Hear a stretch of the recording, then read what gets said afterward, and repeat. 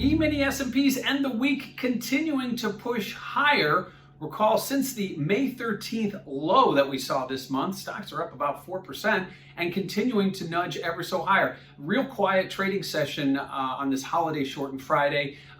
Very narrow range, very low volume. But again, we continue to press further up towards that high we saw back on May 10th at 42.38. We aren't there yet, but we're as close as we've been. And that's kind of been what stocks have been doing overall. They see these setbacks, they come back from them. We continue to see buyers step up, and momentum continues to be to the upside, despite the fact that we do see momentary lapses and declines in equity prices. They are quickly retraced, and that's exactly what we're seeing right now. So E-mini is going out on a strong momentum,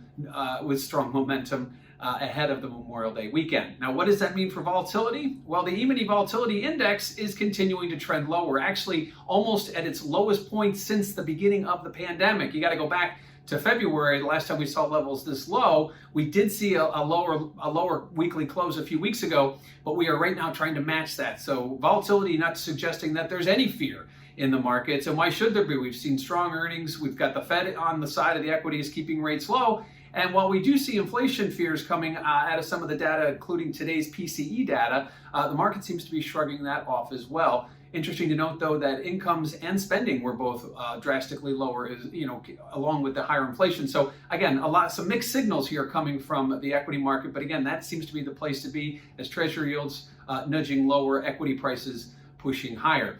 Lastly, what do we have for next week? Well, next week is the first week of June, which means we have the jobs report, the non-farm payroll report, which last month was a complete disaster. Expecting about 1 million jobs, they got about 266,000. They were expecting unemployment rate to go down. It went up.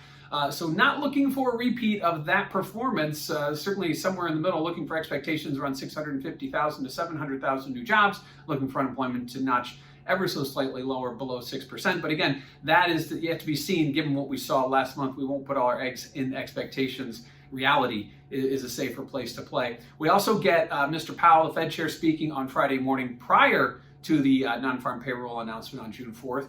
He will be speaking with ECB President Lagarde about climate change. And while climate change isn't economic policy, you never know what happens when these central bankers get together. So keep that on your calendar. June 4th, 6 a.m. That will be when the Fed chair will be speaking along with ECB President Lagarde. We also get the Beige Book, which is a prelim of what's to come in 2 weeks, which is the June FOMC meeting. So keep an eye on that. That'll give us a gauge to what's going on in the 12 districts, economically speaking, something the Fed will use when it makes this decision on how to change or alter policy, if they do in any way, at the June FOMC. So equities going out on a high note after seeing those lows put in a few weeks ago, ending May on a strong note, not quite there at new all-time highs, but the closest we've been since May 10th.